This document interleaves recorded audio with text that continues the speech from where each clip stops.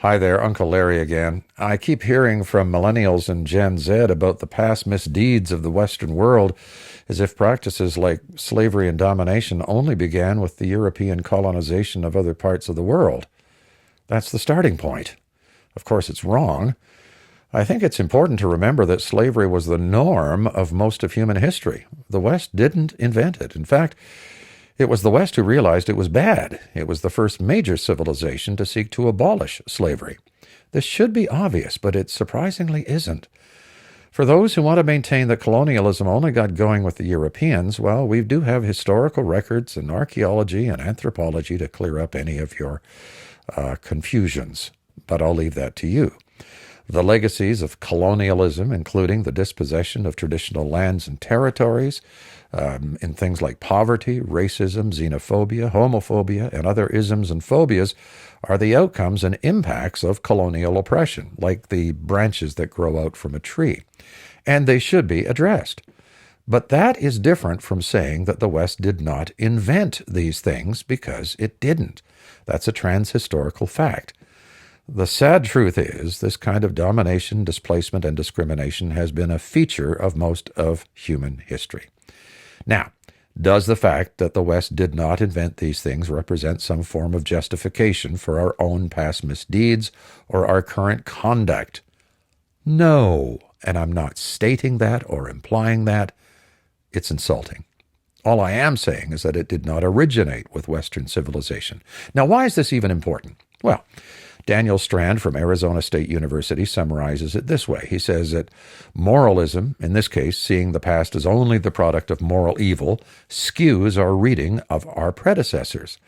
The Roman Empire, for example, was both utterly brutal and staggeringly brilliant.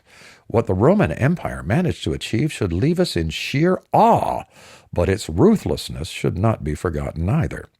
The British Empire had its fair share of evils that it perpetrated upon the world, and yet this same empire ended its slave trade and passed along political systems that, despite the undeniable displacement and misery they caused, have made many of its former colonies imperfect but prosperous democracies. Let's put aside all the wrongdoings of the Western world for a moment. What other things might we find if we do that? What other positive things did Western civilization promote to the world? How about freedom of expression, the scientific method, rationality, representative governments, social mobility, and improved living standards? These accomplishments undergird human progress as we know it. The West took a leading role in the development of basics we now take for granted, such as the printing press, mass literacy, circumnavigation, aeronautics, life-saving medicines, crop rotation, communication technology, yes, your smartphone. It even pioneered the decoding of the human genome, for heaven's sakes. There are many positives we could point to all day long.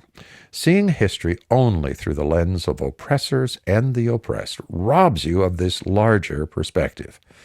Now, I realize younger generations and more than a few older folks might find this counterintuitive and possibly upsetting. But that's because we seem to have a hard time holding two competing ideas together at the same time.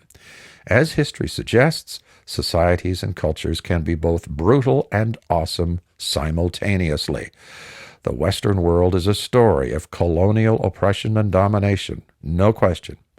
The Western world is also a story of amazing cultural, economic, political, and scientific achievement.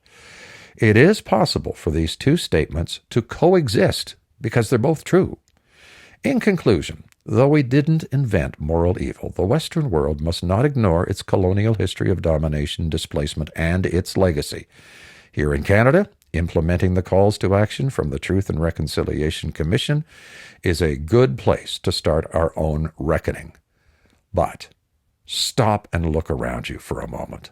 Alongside its moral failures, Western civilization did give the world some pretty awesome things as well. Although it's not popular these days, it is possible to hold both of those competing ideas together.